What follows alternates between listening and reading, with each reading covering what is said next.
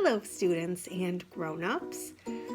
We remember primary colors, and then we know what comes next is secondary colors. So today, let's explore secondary colors a little bit and then do a fun fall secondary color drawing.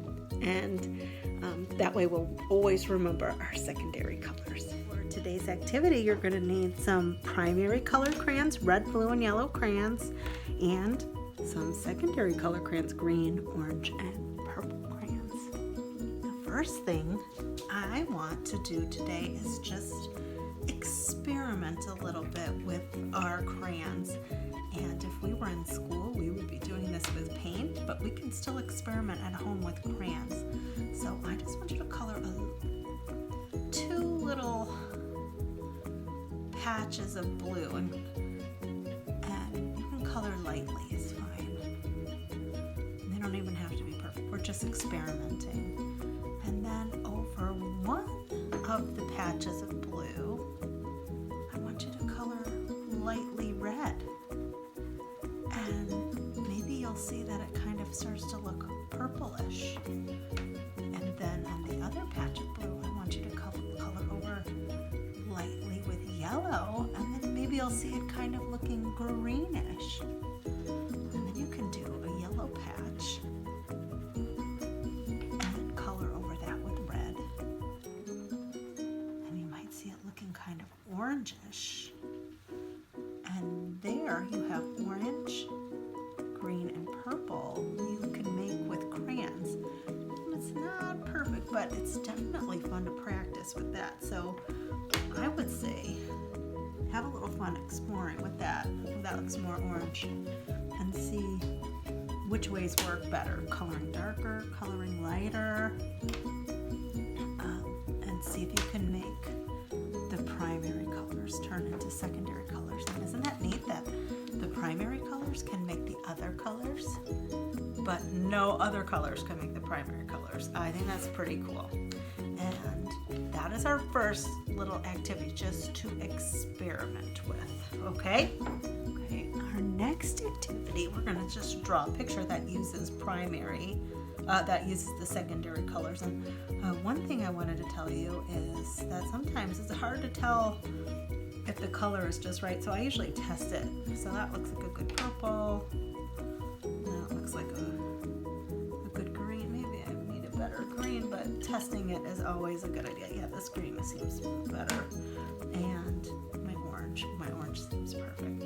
So I can test my colors on the back of my paper. It's good to experiment and test. And now I'm going to turn my paper over, and I'm going to draw a picture that uses these three colors. And if we were in school, we would be painting this picture, but we can do it with crayons and still have a nice picture. So the first thing is to draw a pumpkin. The pumpkin is the orange part, and I made a little stem. And then the next part is the ground, which we'll do green. And then the sky will be purple. And we're just going to color these in with our crayons, or you can use markers too. And we're going to have fun coloring this in. And then you'll have a beautiful secondary color picture, and you'll always remember what the secondary colors are. And I think that's a very fun way to remember them, is to make a beautiful fall picture.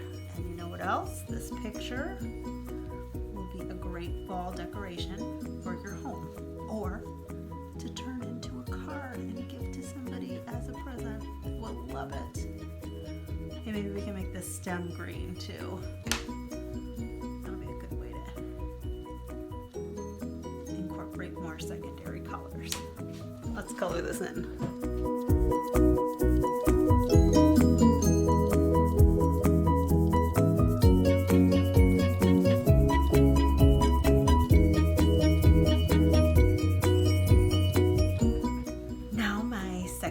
Coloring is all done, and I did a good job. And always make sure you're coloring with control, and you can go back and fix up any area where you might see some of that white paper trying to play peekaboo with you.